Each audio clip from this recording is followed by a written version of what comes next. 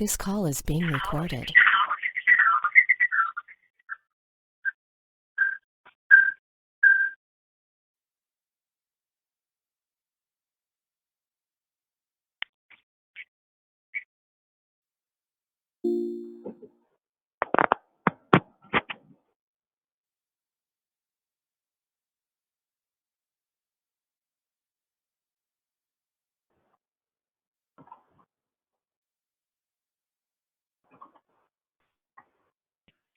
Good evening, good evening, good evening. This is Catherine, your host and trainer coach for this evening. We are kicking off an 8-week strategy session starting tonight that's leading all the way into March the 12th. Tonight's topic and over the next 8 weeks is covering strategic planning. Tonight we're going to set the tone for the entire week. We're going to keep the call muted out for anyone that needs to mute your line. And then towards the latter of the training portion of the latter 30 minutes, we will open it up to any questions, anything that may have been discussed through tonight's training. Also, if you may have any questions pertaining to your specific business and how this information can relate to that. So we're going to jump right in. We definitely appreciate everyone's time that you're committing into these next 8 weeks. So one of the things that's very important anytime you're about to dive into developing an organization, dive into putting a model together, is first to understand what is a strategic plan. A strategic plan is something very vital when it comes to putting together the framework of what you propose to do. A lot of times when we have that initial desire, that mission, that spark that comes in our mindset, it's in the form of a passion, but we have to convert that passion into a plan. One of the things that's very important, a strategic plan, essentially, it is the guiding force for any startup business. And it doesn't matter if it's a for-profit or if it's a nonprofit business, but specifically over these next 8 weeks, we're specifically talking to visionaries that's either A, starting up a nonprofit, or B, has started it but might have missed some of those fundamental steps. A strategic plan can help a leader in a business to really cut down on time, increase capital, as well as visibility when it comes to marketing of the organization. A lot of times when one misses this step, it will ultimately hurt them in several areas when it comes to identifying your target audience. A lot of times people will say, I have this great mission, I have this great work that I want to do, but I'm not even connecting to the people of the community that I desire to serve. A lot of times it's because you missed the step in your strategic plan of identifying who your target audience is. A lot of times you have to determine what is your geographical region that you're going to be operating in. A lot of times, some may say, I want to save the whole state. Well, let's look at this from a realistic standpoint. Let's break it down to zip codes. In a particular state, what city in that state do you want to operate in? Okay, you identified the city. Okay, now let's identify the zip code that you want to operate in. Okay, wonderful. Now let's identify which particular age group do you want to work with. And you have to be that specific in terms of the targeted approach. There was a document that was emailed out, which is going to direct all of our training through these next 8 weeks. The book is called Community Engagement from Concept to Implementation, 8 Steps to Unlocking Your Creative Ideas. And tonight, we are on step number 1. Step number 1 is talking about writing the plan. There was a quote that was in the book, and it says, community organizing is all about building grassroots support.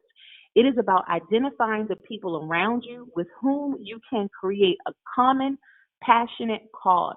And it's about ignoring the conventional wisdom of company politics and instead of playing the game by very different rules. And that's a quote by Tom Peters.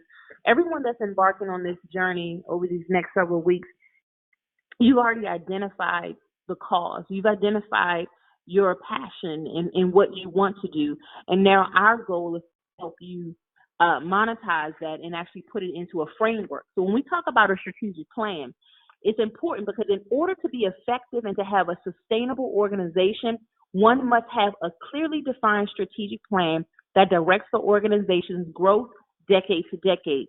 One of the things that I'm going to encourage every participant to do is to forecast where you want to see your organization 10 years out. When we think about, let's just take the city of Baltimore, for example, or any city for that matter, when they're looking at projecting a financial projection for a city, they're thinking also about redistricting, they're thinking about the housing market, they're thinking about everything, the school district. And so when you think about your organization that you're developing, I want you to think about, where do you see it 10 years from now? And then what we're going to do is back up to year number one, back up to 2019, this year. But we have to know where you want to see yourself long term, because at the end of these 8 weeks, what I'm going to be doing is helping everyone put together their 2019 game plan, is a foreshadow of where you want to see yourself 10 years down the road for the organization. Now, the process in constructing the strategic plan is dependent upon the vision of the leader. The leader must know what they want to do. Now, the one thing that is very pivotal is that it's something called transference of the mission. You have to be able to transfer your mission, your passion, to your team, to your volunteers, to anyone that you might be partnering with, but ultimately also you have to transfer that to a sponsor. A lot of times people have challenges in terms of locking in sponsors, or identifying who should be their sponsor, who should they talk next. How do you identify a potential sponsor? When you do identify them, how do you approach them? How do you pitch them? How do you create a sponsorship packet? We're going to be doing all of those things, but also at the end of every session, there's an activity, there's a homework assignment for you all to work on. That way, when we come back to the following call, we're going to pick up from your homework assignment and then go into the next step. The other thing to keep in mind is that the process in determining the vision is based on specific goals that the leader is trying to accomplish within a defined period of time. The vision will dictate the long-term goal of the organization. It is the blueprint and compass that will direct the action steps in the strategic plan. The vision must be clear, concise, and meet a broad objective. So I want to kind of break that down. When we talk about a broad objective, I think sometimes this is where individuals might have some challenges, because we're saying you know it should be clear and concise, but at the same time it should be broad. So let's use 2019 as an example. Let's say, I'm gonna just throw in an example. Let's say your program is feeding the homeless, right? And you say for 2019 your projection is to serve 100 individuals that's homeless, but 10 years down the road, you ultimately want to have a facility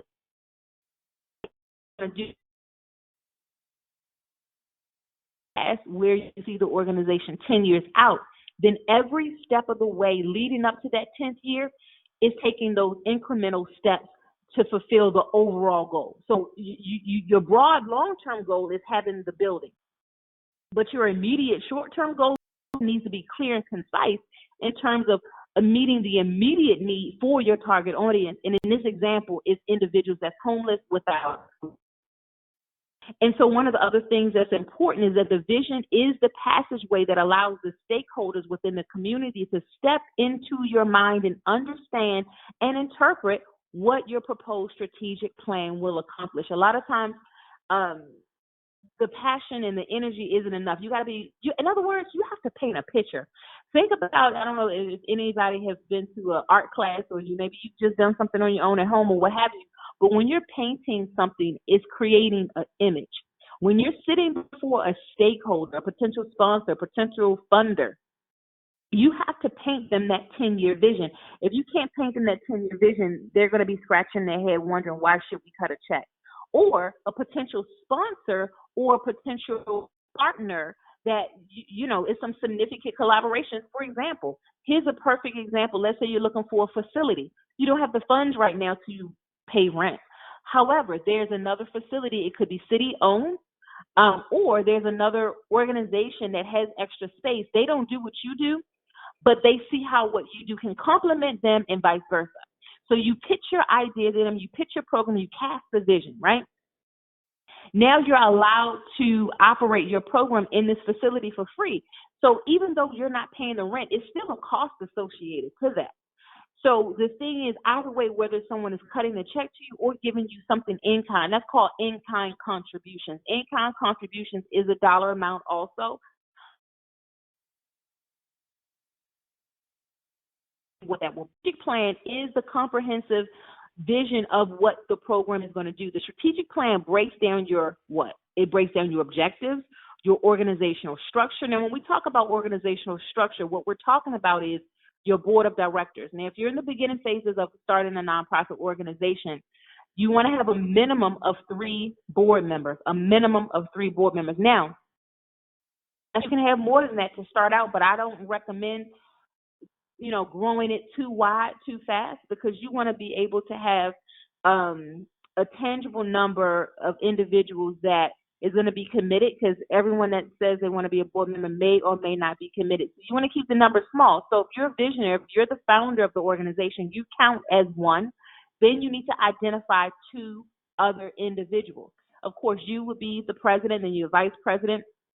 You identify a secretary. Another qualified position also to fill is the treasurer position. Now, this is a position sometimes that can be a challenge to fulfill, because some people may say, I don't have the finance background, I don't want to mess the books up, or whatever the case may be. QuickBooks is a tool that I often recommend to any organization. If you don't currently have it, I recommend you to do a Google search and look up QuickBooks, because you can keep and track all of your finances, and you can populate monthly and quarterly reports, and of course the annual report. If you're not at the phase where you're able to purchase the QuickBooks, you can also use Excel spreadsheet to keep a basic log entry. However, with QuickBooks, if I'm not mistaken, it's about $100. The last time that I checked, even though it's money going out, it's really going to be good at the end of the day, particularly whoever you're using as an accountant or what have you, who's ever doing your taxes for your organization. Speaking of which, I do want to highlight this. When it talks about organizational structure in step 1, you must do your 990 every year. If you're already incorporated and you've already submitted your 501c3, because everyone's in different phases, some haven't submitted yet, some have. If you have already submitted your 501c3, every year there's 2 things you have to do. On the state level, you must submit your property paperwork, property and tax paperwork. Now, even if somebody says, well, I don't have any property, why do I have to submit it? Even if you don't have it, you still fill it out. You just answer the simple question stating that you have no property. However, if 3 years go by and you did not submit your state paperwork, in the state of Maryland, because we have different people in different states, but for specifically the state of Maryland, you have to submit to SDAT. That's on West Preston Street. If 3 years go by and you don't submit it, they can, shut down the organization. It will be terminated. Now, another thing to keep in mind, let's say you missed a calendar year, 12 months have gone by. They won't shut it down, but you will not be in good standing. If you go to SDAT website and you look up the information, your organization information, it'll say not in good standing. So that's something to keep in mind. That's dealing with organizational structure. Because if a sponsor wants to look you up, go on SDAT, and they see you're not in good standing, chances they might not write the check. So that's something you have to do. But you also have to do something on the federal level, which is submitting your 990 every single year. Those 2 things, state and federal. Now, on the same thing on the federal side, if 3 years go by, you didn't submit your 990, yes, your 501c3 status can be revoked, which means you then will have to apply all over again. The 990 form is not difficult to fill out either. Again, state and federal level is something a part of your organizational structure. Systematic plan, community impact, and leadership within your organization are the other tiers to your structure for strategic planning. So when we talk about community impact, what are we talking about? There's something called community mapping. What is community mapping? Community mapping is when you identify, once you've identified the geographical region, the zip code, and the specific target audience, then you have to say, okay, this is the zip code I'm going to be working in. What does the business district look like in this area? How many schools are in this area? How many vacant homes are in this area? How many banks are in this area? What is the complexity of the residential community? How many owners are in this community? How many renters are in this community? How many community associations are in this neighborhood? And of the community associations, when do they hold their town hall meetings or community meetings? So that way you can start getting familiar with these individuals. When you do a community mapping, is an integral part of your strategic planning, because you want to identify the stakeholders of that community that you want to have direct impact in. I've seen a lot of people skip over this step. If you skip over this step, you will not build the bond with the community. A lot of times, when individuals are moving forward with their organization and they're trying to write for a grant, it's a common question, grant or even a sponsor, well, who are the stakeholders in the community that you're serving? Who can speak well of your organization? In other words, what are your success stories? What have you done in the community that you said you actually have planted your flag and this is the neighborhood? Or maybe you might be working in a school. Have you identified, the key players in the school, the social worker, individuals? Have you made a connection with the principal? Everyone may operate their organization different. But the thing that's important is that your objective needs to be premeditated and a desired outcome from the prescribed plan. It has to be very clear. Why is there a need for community engagement? When there is an existing issue in a community, a fundamental issue, when you identify a need in a community and you have a solution, what's the solution? Your mission of your organization is going to fill that void in that particular community. Then what happens is that it kind of sets you apart from any other organization. In other words, I'm saying this is to say, a lot of times there's so many duplication of services in a community. Try to identify, what can I do different in this community? If I am going to start a nonprofit, what can I do that can fill a void? In other words, don't do something that's oversaturated. Now, I'm not saying, like, let's say if someone does want to do a homeless feeding program and there's already another feeding program in the city of Baltimore, I'm not saying not to do it, but you may want to think about your strategy or your method in how you're going to deliver the service. Because, again, when it comes to funding or individuals that say, okay, that organization is right around the corner, you're going to do the same thing here. In other words, spread it out a little bit. That's why the community mapping is so important. Once you've done your community mapping, you may say, well, you know what? It's a little saturated here. Maybe I need to go to a different zip code and really operate my organization. The other thing that's important is, as a leader, one must understand the need of the community. But also you must get the buy-in from the community residents. The community is comprised of a body of people that reside in a particular geographical region, and they share common characteristics. They share common issues of what's going on. Do we even have an understanding? Are we on the pulse of what's going on in that particular community? The main component to any community engagement project is the people. A lot of times I've seen it too far often where a person is planning a community event, but the community don't even know what's coming up. No one did Lit Drop, and Lit Drop is basically you going out in the neighborhood, you got your team with you, you're passing out flyers, you're talking with people, you're engaging people, you're enrolling people into your program. That is a term that is maybe used in other platforms and for-profit strategies, what have you. But when you need to enroll people in your program, what I mean by that, I'm not saying they're necessarily registering for a program or a service, but you're enrolling them to buy into your mission. But that can't happen if you're not visible in the community. You have to be visible. The project must be arranged around a fixed time, and that's going to yield results for that community because you've already did the community mapping, so you know what the real-time need is. So everything that's being structured is based off of the void. The process of writing a strategic plan is going to yield you two things: sustainable approaches and strategic partners. Now, here's the thing.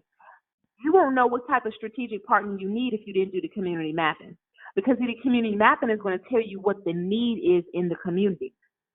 The other thing that's important, don't spread yourself too wide when it comes to individuals to be a part of your strategic platform. You don't need everybody. You want to identify a solid, once you grow over time, 10 solid partners. I was a part of a marketing class, and one of the main things that I took away was keep 10 in play. What does that mean, keep 10 in play? In other words, you want to make sure that you have strategic partners that may offer services or programs that you may not necessarily offer. However, when you team up, the target audience that you both have similar target audiences, they're still getting that wraparound approach and services. But there's another thing that's important. Let's say you're doing a community event. If you team up, that particular event, all the cost does not have to fall on your organization. I'm an advocate of partnership. That's one of the things for those that may not know, I've been running an organization for 16 years. And the number one reason why we have lasted that long and why we're going to continue to last is off of strategic partnerships, off of in-kind contributions. And then when we need the financial contributions, we present a proposal, we present our layout of what we're doing with or without their money. So now this is what we've been able to do. That's the power of when you approach a sponsor or a grantor or someone that may give a financial contribution. You show them what you already are doing. You never go to them with a handout saying, hey, we haven't even got started yet, but if you give me $5,000, we're going to get off, get off and jump off. We're going to make it happen. You need to already make it happen. And what that means is through your strategic planning, keep it simple. I was working with an organization and they wanted to have a banquet and they wanted to have all this fine linen and signature linen. And I said, you got to trim back the fat. What does trim back the fat mean? Look at what your bare bone mission is. After you've done your community mapping, you know what the need is, you know what the zip code is, you know you're not in a saturated area. Okay, great. So now what do I need to do in this 12-month calendar year that's really going to be impactful, that's really going to have a punch? Because the thing is, at the end of the day, you don't want to waste time. Time is promised to no one, and it's also something that you can never get back. So it's important to do the community mapping. Now, when you do the community mapping, again, I want to reiterate, what are you looking for? You want to identify the for-profit businesses in that community. You want to recognize and identify the residential homes in that community. Who are the block captains?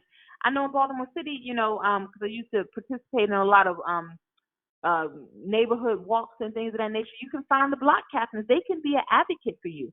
What are the blighted areas? Because some of those blighted areas can turn into community farms or planting. I know in Baltimore they have different areas, pockets of areas where they're turning into like agricultural areas. Nuisance activities. What are some of the nuisance activities in the area that you're going to be serving? Green space in schools. Why do you need to identify and understand each of this? Because here's the thing, at the end of the day, when you're trying to get, whether it's a strategic partner, whether it's a financial contribution, they want to know, if you come in and bring your program into this neighborhood, how is it going to impact the school? How is it going to impact the residents in this community? For-profit businesses, what's in it for us? How is it going to make our community better? How is it going to enrich my business? The only way you're going to know that is if you did the time to research and study. And this is along the process.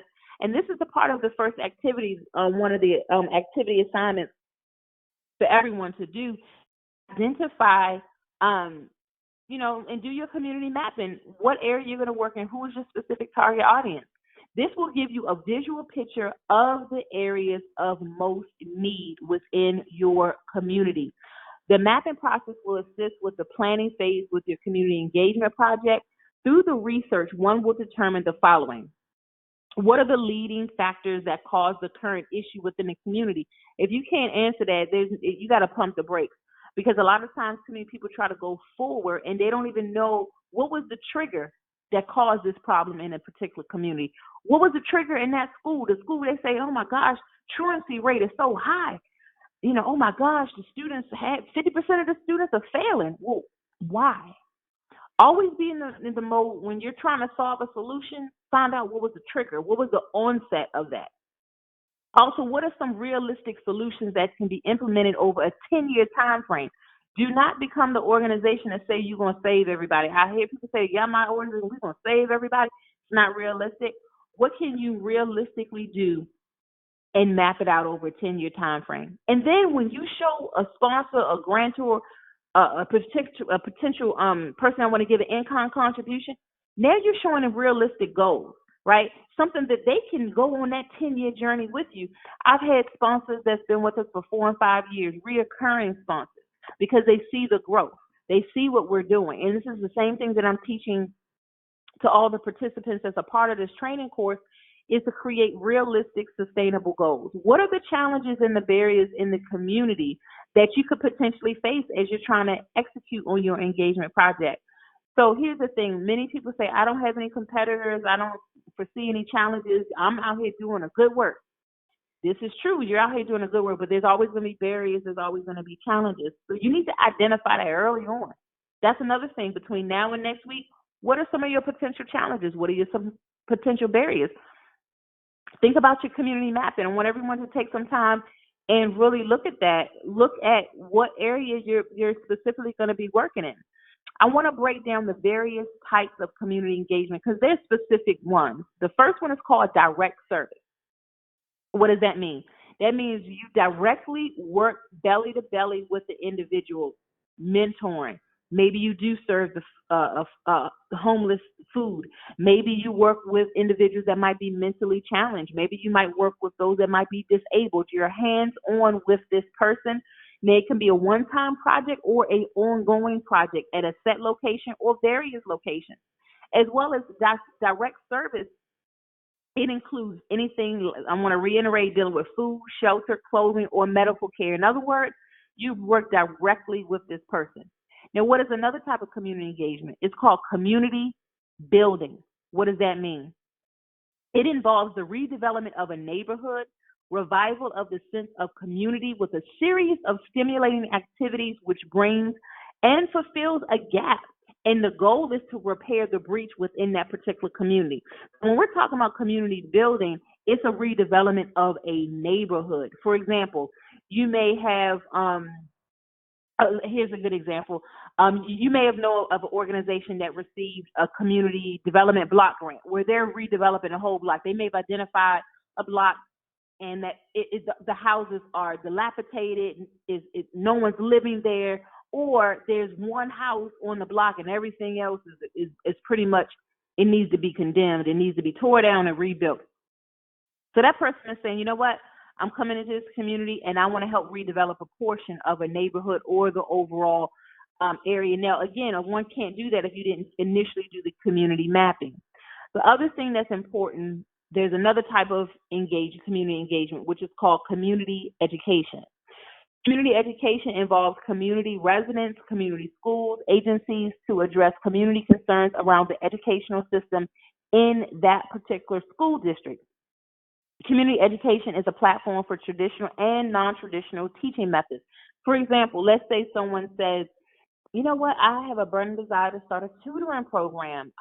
This might be a person that has an education background. Maybe they came through a line of educators in their family, or they just see the reading gap. And there's a significant reading gap within our communities where there's high school students graduating can't read. There's students that is in grade school can't read.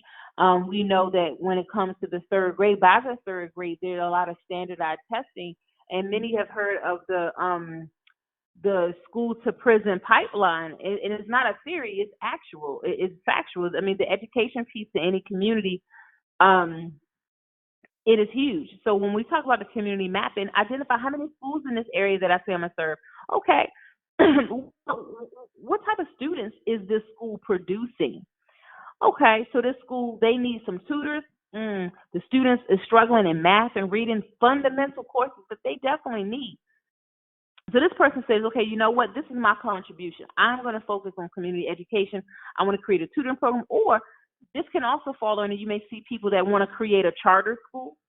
So individuals are creating a brand new school from the bottom because they see it's a gaping hole in that particular community and they want to start a school. Or it could be a summer education program where it's bridging from the time students get out in, I think that's the end of June, and go back at the beginning of September, depending if you're in the southern area, it's the end of May going back in August. So they may have an educational summer program. But the goal with that is to bridge the gap in fundamental core subjects, math, reading, history, things of that nature. The other thing to keep in mind is the last one, which is called economic development. This is another tier when it comes to community engagement. It involves an action plan around the promotion of economic growth in a community. The improvement of the economic state of a community is dependent on fundamental key building blocks in the educational system, workforce, healthcare institutions. Through direct service strategies are put into place to educate residents within a community around financial management. Economic development also focuses on stabilizing the infrastructure of a city and state, which will impact the smaller community that make up the city. For example, every business, every state that I've pretty much seen or researched, they have some type of business development office, and things of that nature. Every city has an economic development office. And one of the things to keep in mind is that as an organization is growing and developing itself, they too also need to have a strong financial portfolio within the organization. But this particular component, talking about economic development, is talking about for a community. It's talking about for a mass of individuals that, perhaps they don't understand the fundamentals of budgeting. It could be somebody that want to start a budgeting and financial education workshop. They see that there's a huge deficit in the community of just basic money management, of just basic finances, of which we know in the school system they're teaching algebra and geometry and all of these things, but they don't teach the fundamentals of budgeting, fundamentals of credit. Certain things are just not taught in the mainstream schools. So unless some charter schools can be more creative and have been more creative, but it just depends on what school it is. So the other thing to keep in mind is the target audience, which I've been alluding to all night thus far. You have to know who your target audience is. This is a part of your strategic planning.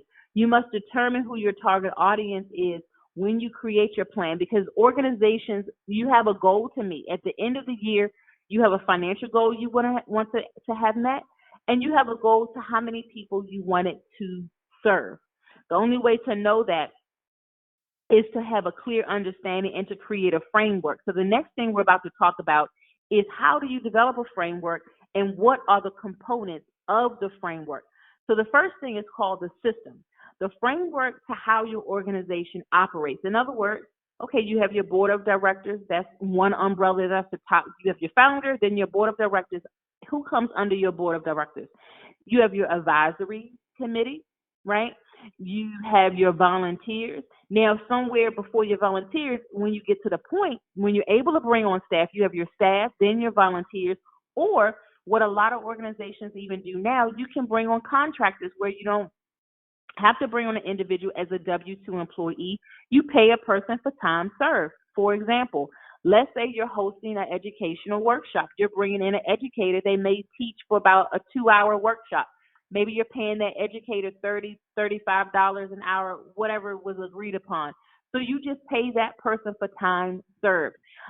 Actually, that is really the move for many organizations, unless you have the guaranteed funding and support to bring someone on W-2.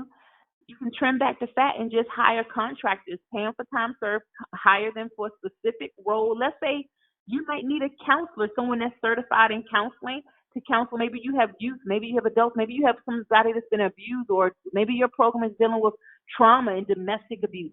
So you need a counselor, you need someone certified. You come up with an MOU agreement. MOU stands for Memorandum of Understanding, and you set up a contract with that person and you pay them for time served. Where's the money coming from? Well, that's why you create your proposal and your outline. You present it to corporations and your potential grant funders, that they say, okay, you have this number of staff and you're bringing them on as a contractor. They might be getting paid, maybe they're doing counseling 2 days a week for maybe five hours each day and seeing 10 of your clients per week, okay? Maybe they're making $30 an hour, whatever the case may be, but by the end of that week, you're not having to pay payroll taxes and a lot of the other things that come under the W-2 strategy. That's why particularly startup organizations, you can have staff over time, but start out with 1099 contractors. The other thing that makes up the system and the framework is something called the impact.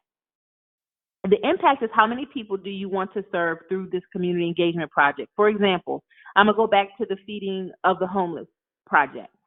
So an organization wants to feed the homeless. They know they want to serve 100 people. Now, what is the impact of serving those 100 people? Because a lot of times we come up with random numbers. Oh, I'm going to serve 25 people this first 30 days we kick off. Okay, but what is the significance of that number 25? Are we just picking random numbers? In other words, we have to make sure what is the significance of how many people we're serving? Why did we come up with that number? How did we come up with that number? And what is the follow-up and follow-through is going to be? Okay, you served 100 people. And what? Where they at now? Are they still homeless? Are they still not doing good financially? In other words, was there a wraparound program that after they got feeding, after they got food, you now redirected them to a program that can help them continue with being productive in their life. So essentially, one of the main things you have to do and you have to focus on is a wrap around approach. You don't want to just call out a particular number or just come up with a particular number. Know what you're going to do with that number so your impact, your final result is going to make sense to your potential sponsors, corporations that's going to back you, and funders. The next piece to the framework is the organization. Who are the key players that are facilitating the project? Now, I know a lot of times organizations, especially when they're first getting started, is whosoever will, let them come, and, I would never say close doors to people. However, you have to vet people. There should be a vetting process, and a part of the system, and a part of the framework, and a part of your strategic planning, you should have a training day. It could be an all-day, 8-hour day. It could be a half a day. You could split it into 2 days.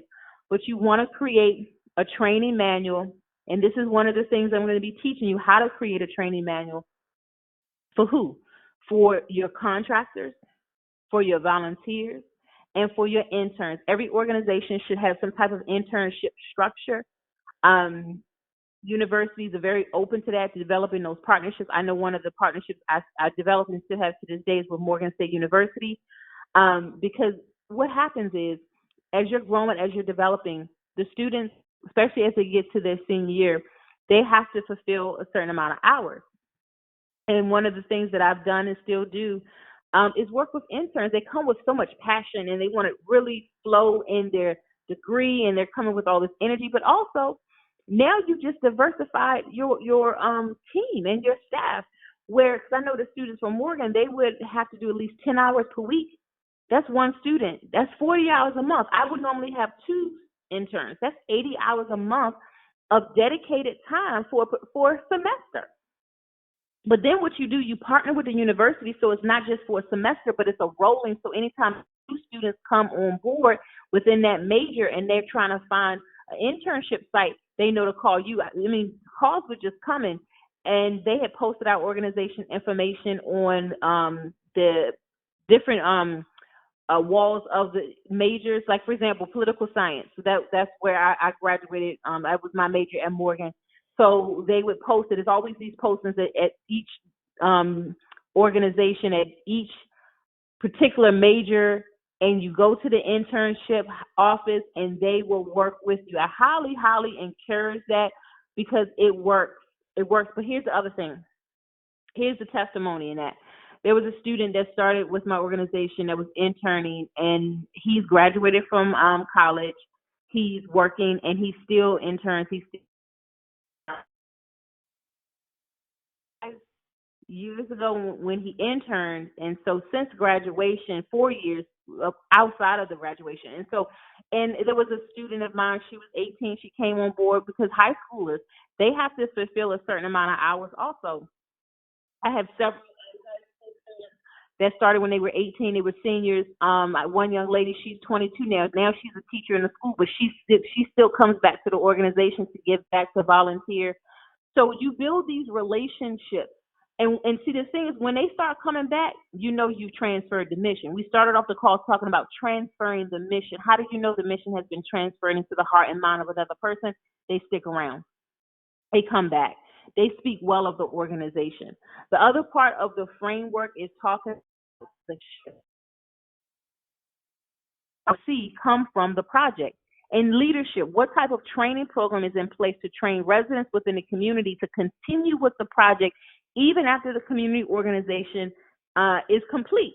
So, for example, sometimes you may have heard of a community block project. So that community block project is just like a one-time thing for that particular summer, and then maybe they don't do it again until next year. Now, when we talk about identifying leadership within your framework, within your strategic model, you have to identify members of the community that want to carry the torch, because, again, the best organization is one that know how to work themselves out of a position. And what I mean by that is you have to have key people in place that's going to help your organization take it to the next level, with or without you. That doesn't mean I'm not saying that you're not on the board, you're not the visionary anymore, you're not the founder, but you want somebody else to be able to pick up the mantle. You want somebody else to be able to pick up some of the roles and responsibilities, and they're going to just execute it.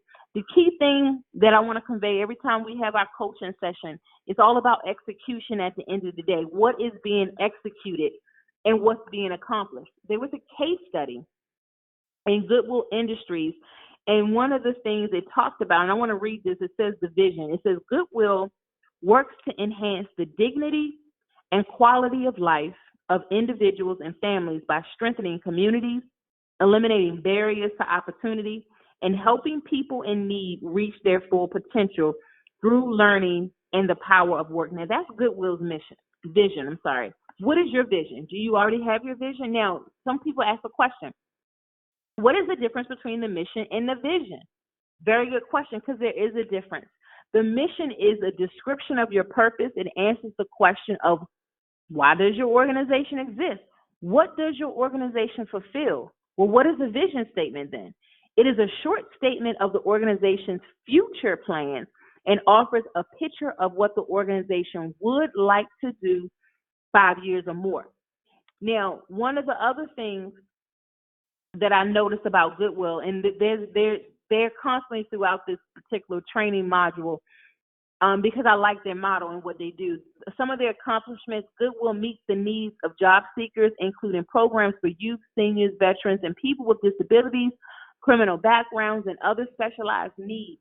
One of the things about Goodwill is that they have a good financial portfolio on how their organization is sustaining themselves. An area which they've been successful in is earned income. The Goodwill stores, we've all been in them. I've been in them. I've purchased stuff from Goodwill. They have an earned income model. They have a for-profit business model. And that's one of the things as we unfold over these next couple of weeks is at the end of these 8 weeks for each visionary leader to have determined, okay, what is going to be my for-profit strategy so I can develop earned income for my organization also. Now, that doesn't mean at the end of this 8 weeks you're going to be in profit mode, but the goal is for you to have identified what that project will be, what that business structure will look like, so that way you will be able to execute it. One of the activities in this book that it asks everyone to do is maintain a journal. So this is something I want everyone to do now and over the next several weeks, is maintain a journal on your daily activities. Is very important because you want to be able to track even your leadership habit, because a lot of what is going to happen within your organization is based on where your mindset is as the visionary, based on your mindset as the leader. So I want you to do this. Track, and you can get a journal from the dollar store. If you may already have one, but if you don't, get one. And make your first journal entry tonight. And your first journal entry tonight is going to be talking about where do you want to see your organization for 2019. Let's just focus on 2019 right now. And as we evolve over these next several weeks, we're going to talk about the long-term 10-year. But tonight, I just want you to focus on 2019. Also, develop your strategic plan. You want to list different components. We talked about the difference between the mission and the vision. Another thing that's a part of that, though, is your SWOT analysis. What does SWOT stand for? It stands for strengths, weaknesses, opportunities, and threats. This is a very important step in your strategic planning. It is a summarized view of your current position, specifically your strengths, your weaknesses. And some may say, well, hey, we don't have any weaknesses in our organization, or we don't project to have any weaknesses. Every organization has a weak area. No one is batting at 100. So the one thing that you want to keep in mind is, what do you need to improve on? Or if you're in the very beginning phases, what are some potential things that you need to improve in your own leadership ability? Because at this point, if your organization isn't even off the ground yet, it starts with you. So what type of development do you still need to do within yourself to make sure your organization is hitting off to a good start? The other thing is talking about competitive advantage. Every organization needs to determine their competitive advantage. There's no need to duplicate a successful running organization. I see it all the time where people duplicate. Now, again, this isn't to say that you cannot do something that may appear to be similar to another organization, but you do want to be different. You do want to be set apart. You want to think about that, because when it comes to funders, that's one of the common questions. How many other organizations out here are doing what you do? What is the percentage? It is something to think about. The other thing to think about is the long-term strategy. What are your objectives for long-term? Every organization should focus on a game plan. We talked about that, about the 10-year strategy. Now, when we talk about strategy, What is a strategy? A strategy is a method in which you will execute your overall vision. It is that simple. How will you execute? So one of the things, I'll be texting, members that's a part of this journey over the next several weeks. How's your execution going? Just a simple question. I'm gonna be sending either email or text, just constantly reminding everyone that in order for your vision to unfold, you got to execute. You can't pick it up one day and put it down the next day, or pick it up one week and take 2-3 weeks off. It's not going to work that way. You got to be consistent with it. The other thing is your short-term goals. When developing your strategic plan, it is important to put your long-term objectives in your short-term goal. Why? Because you're going to keep it into the forefront of your mind. But this also does a couple things. It helps you hit your short-term goals. That's going to ultimately help you for your long-term goal. The other thing is you want to have some action items. One of the great things to do, you can use your phone. I think all the phones have like a note section on it. It's something that I do. Mine is like full right now. You list everything you need to accomplish the next day. So tonight, before you go to sleep, you want to make a list of things you need to do for tomorrow. Now, even if you don't get everything accomplished tomorrow, the things that remain, put that at the top of the list for the very next day. The very next day. If you need an accountability partner, if you want to send it to me, that's fine. But the thing is, you gotta execute on the goals. The other thing is organizational monitoring. What does that mean? It is imperative for every organization to monitor your data. The data will reflect key performance indicators, which will let you know if your organization is on track for your monthly goals. Again, if you don't have any specific software, you can start with Excel spreadsheet. You can start with, if you don't have Excel spreadsheet, you can use Word docs. Everyone should have Word on your phone. Some people do have it on your phone. You have it on your laptop, on your computer. Now, let's say if you're in the beginning phases, because everybody may be in different phases. If you don't have a computer at all, well, there's a library for. There was a season that I went to the library and I used the computers. So whatever stage you may be in your beginning phases, you've already started, but you never really done the fundamentals. Okay, or maybe you've been established and you just never did the fundamentals and you kind of running on fumes. So you need a refresher. This is the purpose of these 8 weeks. This is the purpose of the strategic planning. The other thing that's important is the financial assessment. Many organizations start up and they say, I don't have any resources. I don't have any money. We're going to uncover what resources really are. Resources, at the end of the day, is also about who is in your network. To become self-sufficient is very important, and it's very imperative for the organization to keep good track record of what you're doing. It's going to help with future projections, as well as when you have a new potential sponsor or grant on the table. They can see your success story, even in how you've managed your business overall.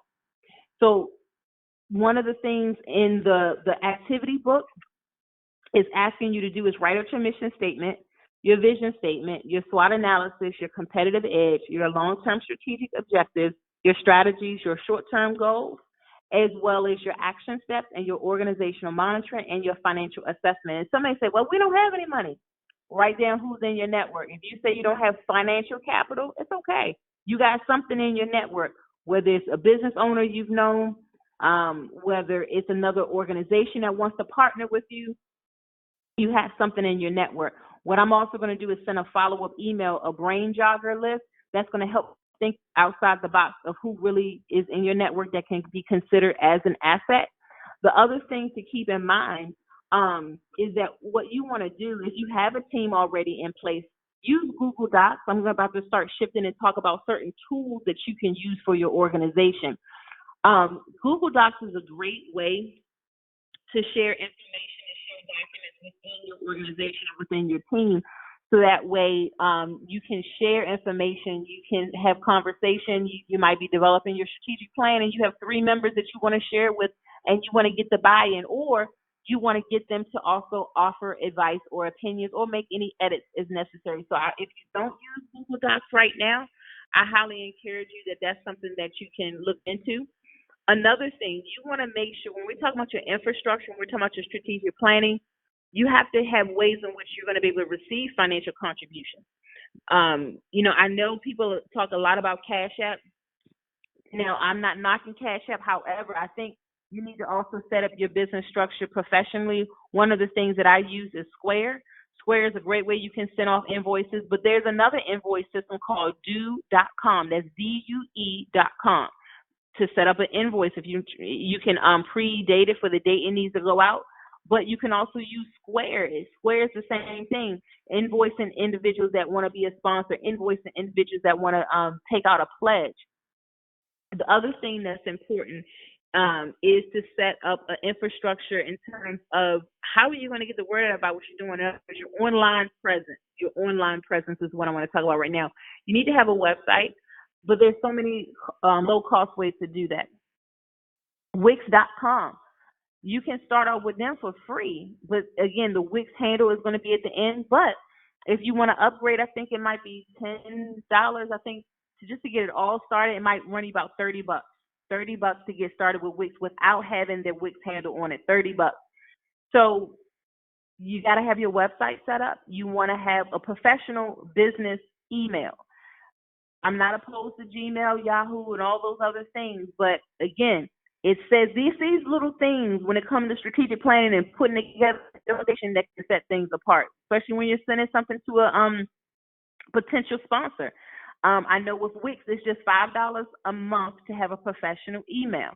So that's something that you want to consider. Another thing to consider is doing live presentations about your organization. How can you do that? What are some tools that you can put in your system and in your strategy? You can use Google Hangouts for business. Some of you may have heard of this on the personal side, but they have it for the business side. Google Hangouts, where you can visually see a person. For example, I had been posting about sponsorship for the organization that I'm operating, and there was a lady from Virginia had responded. She said she had been following our Instagram page for over a year. And I said, okay, so I sent her our sponsorship packet. I gave her 48 hours. I gave her a specific window. I didn't just send it to her and say, get back to me when you can. There were 48 hours. I said, what do you prefer, a physical meetup or virtual? Now, she was more virtual. So what did I do? I already had a webinar presentation that I could present to her about the mission, the history of the organization, and the financial contributions level that she could select. We did the webinar presentation. She came in at the 3,000 level. That was a decision that she made. Never had met her before the day she came to the gala that we had. So you need to have all things in play, even when it comes to having a webinar presentation or some type of online presence where you can send to someone because they're going to be following you. That's leading me to say you need to have a social media presence, Instagram, Twitter, LinkedIn. LinkedIn is such a great way to connect with other professionals and business-minded people that want to partner with you. Amazon Business is another good thing. You can set up an account. It's so great in terms of some of the things that you're able to do. Hootsuite, I want to talk about this. Going back to social media, somebody say, well, I don't have time to manage the social media account for the organization. Use a tool called Hootsuite. That's HOOTSUITE for social media management. The cool thing about this, you can upload and connect your Twitter page, your Instagram page, let's say your third one may be Facebook page for you, not your personal, I'm talking about your organization page. And the other thing I want to say about that, have it all to match and be similar. Here's what I'm trying to say. So the Speak Life Tour is saying the website is speaklifetour.org, Instagram is Speak Life Tour, Twitter is Speak Life Tour, LinkedIn is Speak Life Tour, Facebook is Speak Life Tour. People don't have to guess. It's all the same thing. And then when you use Hootsuite, so you may not have time to post every day to all of those platforms, but the cool thing about Hootsuite, you can preset it for up to 7 days of what you want to say. You may have like an inspirational quote every day that you want posted on all of your pages of your organization. Or you may have an upcoming event, your launch event, and you want fresh content every day. You can pre-post all of this stuff into Hootsuite, and then you select the dates that you wanted to show up on the actual pages. Let's say Sunday is your down day, and Sunday at noon you just pre-set up everything that you want going out for the week, and it's done. So somebody said, well, I don't have money to pay for a social media manager. Hey, use Hootsuite. It's a social tool that you can use, and it's a really great way to leverage as well as still get the word out about what you're doing within your organization. The other thing that you want to keep in mind is that you want to determine all of the accountable partners that's going to be on your team. I'm going back to now the board of directors. Who is going to sit on your board? This is very important because a lot of times you don't want dead weight. Dead weight is just sitting there not doing anything. It's something called a working board and it's something called a non-working board. What's the difference between the two? A working board are individuals, maybe they don't have a lot of financial capital, but they're coming in, they want to roll up their sleeves, they want to be a part of the day-to-day operations. Non-working board, it may be an individual, they just simply don't have the time to do the day-to-day operations, but they do have a financial flow and they want to come on board to be a financial contributor. Either way is fine, but you got to know the difference between the two and you got to know who's coming and who's on your team. The other thing that I want to talk about is social entrepreneurship. I want to kind of talk about the mindset now of a visionary, the mindset of a founder, because a lot of times people start organizations and say, oh, it's a nonprofit. It's going to be a broke organization. It's going to be poor. You're an entrepreneur. It is a business. Just because it has the nonprofit entity structure, that's just the entity. It's still a business at the end of the day. And what are you? You're a social entrepreneur. Why do we call it social entrepreneur? Because you're dealing in a you're going to socially impact the community, but you're still an entrepreneur. Social entrepreneurship is important because it provides a framework for businesses to find their own success in the pursuit of helping others. When you talk about social entrepreneurship, you got to talk about social impact strategies. It's very important. That talks about how you're going to improve the overall health and well-being of what? Of a particular community. This goes back to what we were talking about at the top of the call, the community mapping. What is your target audience? A social impact strategy is more comprehensive because now you're talking about these are the needs of the community. These are the problems. This is the solution my organization can offer. It's that simple. When it talks about strategic planning, you have to be very clear. What is the problem? What solution can I offer? But who else is also in this community is offering the same thing? One of the things that I want to share also are some quotes. Because I know sometimes when one is getting started, it can be turbulent. It can be a little, challenging in the beginning. There's a quote that says, vision is the art of seeing what is invisible to others. When you just starting out, others can't even see what you see. And quite naturally, they're probably not until it becomes so self-evident and it's so visible for their eyes. But it's you. You're the one that have that creative eye. You're the one that sees stuff before it even turns into a reality. There's a quote by Helen Keller. She was a blind woman. Some may have heard of her story. It says, the only thing worse than being blind is having sight but no vision. In other words, don't feel bad about where you are. You may see a next person that has all the finances, all the resources, all the connections in the world. But they may have all that and they still can't get no organization off the ground. You know why? Because they ain't got no vision. They got all the resources, but no vision. Show me the person that got the vision, the person that's willing to be committed every day, the person that's willing to execute. You're going to have the financial resources. It's going to happen. It cannot happen. It just defies every logic. It's going to happen. Another quote says, leadership is the capacity to translate vision into reality.